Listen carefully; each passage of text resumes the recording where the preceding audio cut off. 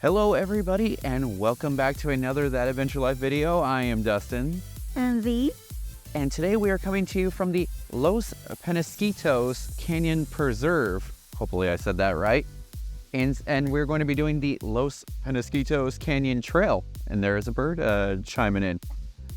Typically this is a loop trail and it's what, about It's 6.8 miles. It's very easy, 157 feet elevation gain. It's more like a nature walk rather than like an actual trail. So it sounds very easy. There are some creek crossing and supposedly there are bridges for you to walk across. Typically. But with the recent rainstorm and everything, I guess some of the bridges has been washed away.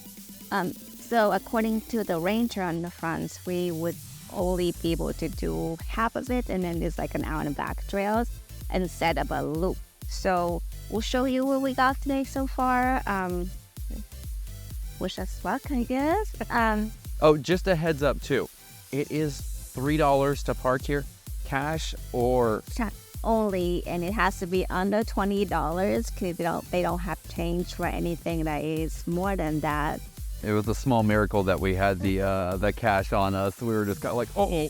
The gates open at 8 a.m. and close at 8 p.m. So you need to get out before 8 p.m. because they actually close the metal gate.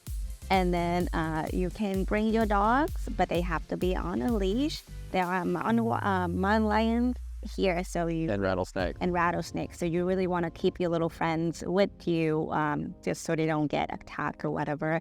And I mean, even with the mountain lions warning, you probably don't see them that often. I don't think. Hopefully not. Yeah, I don't think you really see them that often. It's a popular trails, but still, like, be careful when you're hiking. Yeah. But we're gonna head out. Let's do it. Let's go. Our adventure begins at the front gate of the park, and this is the most popular way to start this adventure. There is a very large parking lot here, and if for some reason it is full, there is overflow parking as well. I think that the lower lot also doubles as parking for people that are bringing horses and horse trailers. The trailhead to start your hike is located at the very back of the parking lot. Here you'll find a map as well as photos of some of the animals that you can expect to see here. Almost as soon as you begin the hike, you're going to come to your first junction and you need to make a left. So this is a multi-use trail, hiking, mountain biking, even e-bikes are allowed here. And there are horses, which means you have to watch your step sometimes. Yummy. But yeah, so be sure to give way to the mountain bikes and horses if you are hiking because they do have the right-of-way. Even though civilization can be spotted just at the top of the hill, this is a nice quick way to escape into nature. We were visiting on a rainy and overcast day, but the nice thing is that the clouds kept the temperatures down and they bathed the whole area in a beautiful soft light. One of the really cool things about this park is that there are tons of connecting side trails. Even though a lot of them were closed on our visit, when they're all open, you could visit several times and have a different experience each time. This park has a lot of unique and interesting aspects to it, and one thing that we were definitely not expecting to encounter on this trip was a gravesite. If you would like to pay your respects to good old Eichar, you can take this small side trail that's probably about 30 to 40 yards long at the most. Here you'll find a small informational plaque with some information about him, and as an interesting fact, a lot of people used to call this area home, but he is the only one buried here. After stopping for a second, we headed back to the main trail where we made a left to continue along our way. Almost directly across the main trail from Eichar's gravesite is this beautiful little babbling brook. One of the things that we found most interesting about it were these weird ripples that it had on the water's surface. It was kind of mesmerizing and I could have stared at it all day. Obviously, the amount of water flow and the plant life that you see here will depend on when you visit.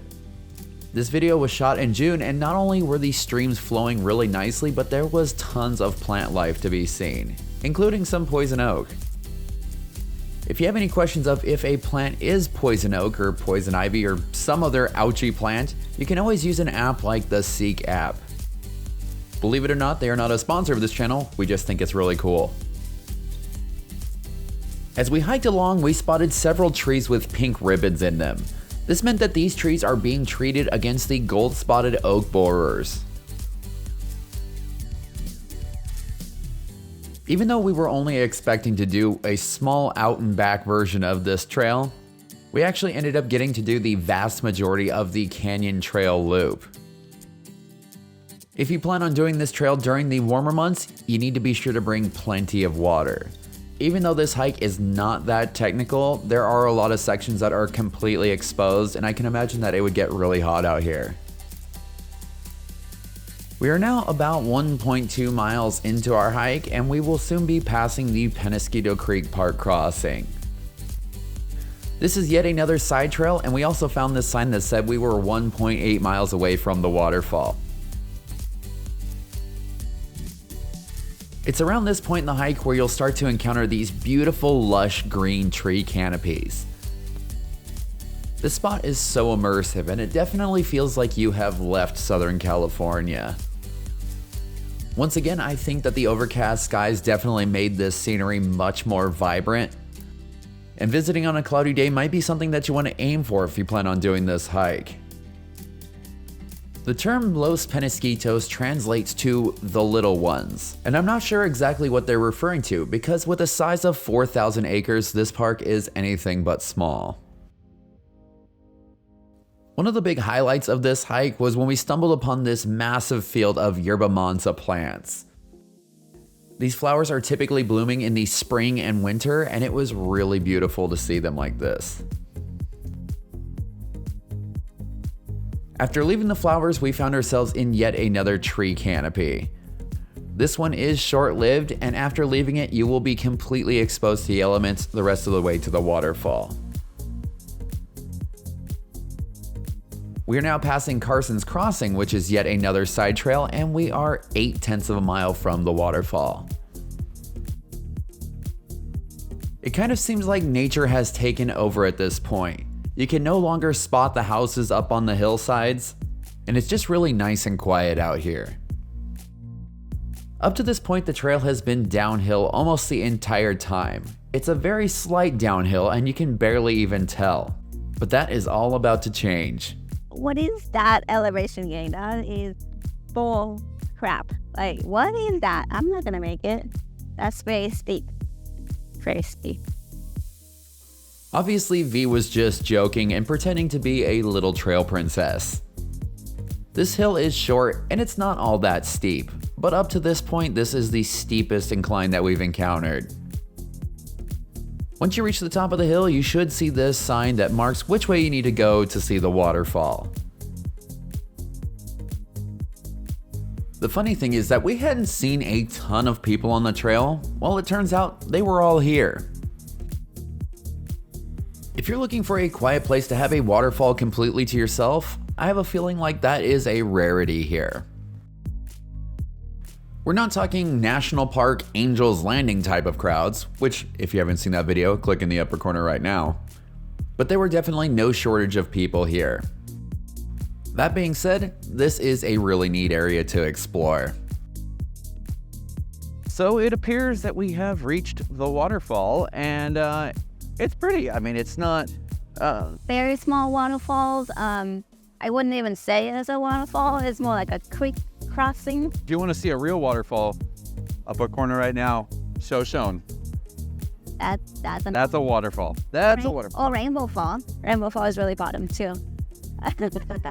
Anyways, so if you want to connect to the other side of the loop, you do have to do some creek crossing. Sorry, it's getting a little loud here. There's tons of people. Yeah, there are a lot of people. But if you don't want to cross over the creek, then you just have to go back the way that you came from. We're gonna change it and we're gonna cross over the creek. So, wish us luck! Yay! Before we crossed the creek though, we wanted to stop and get some shots of all of the little waterfalls.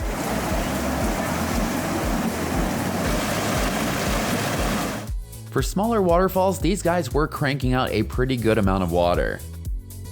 If you can find a nice rock to sit on, this would be an awesome spot to stop for lunch.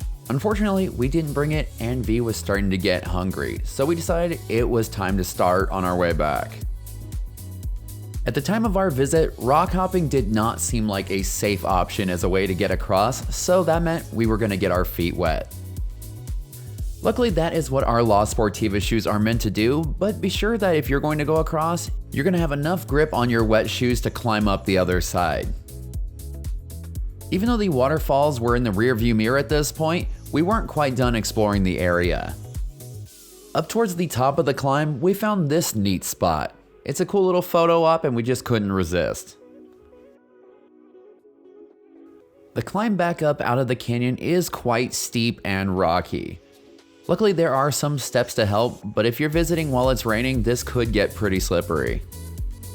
The good thing is that if you need a break after that climb, there's a bench at the top.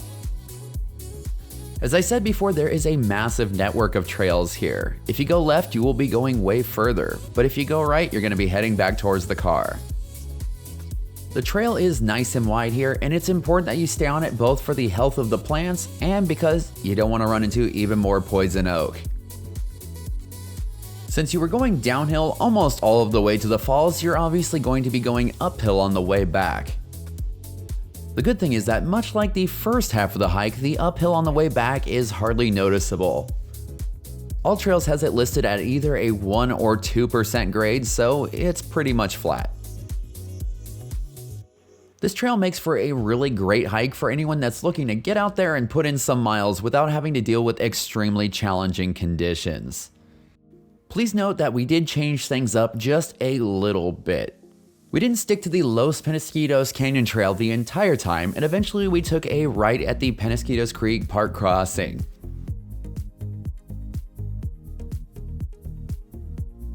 We would actually really recommend doing this because not only is this an easy way to get back to the main trail that we took out, but you also get to go over a really cool bridge.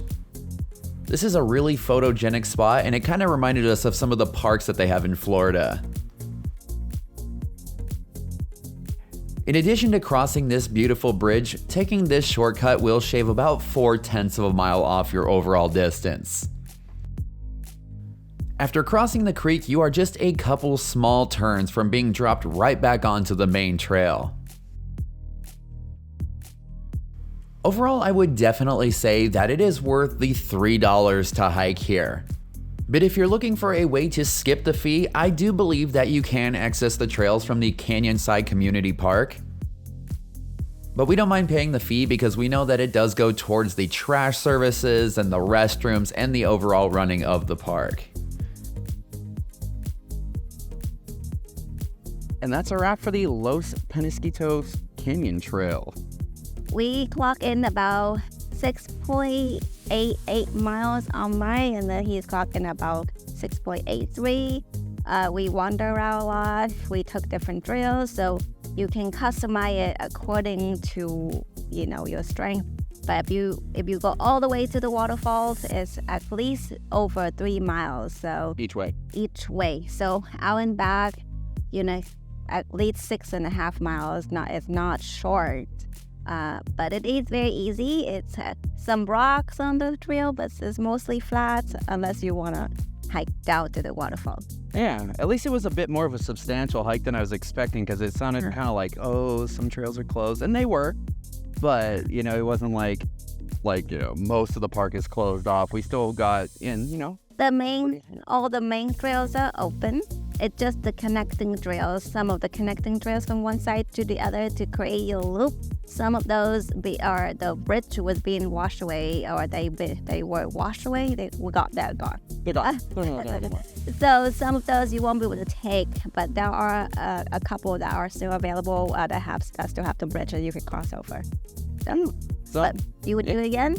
I would do it again. I think I want to come back on the bike. On the bike. The bike trails look fun, and the people were just kind of ripping through, and I was like, I think I need that in my life. Well, we're going to go eat now. Yes, hungry. See you later. All right. Don't forget to like and subscribe and comments below, and we love you. Bye.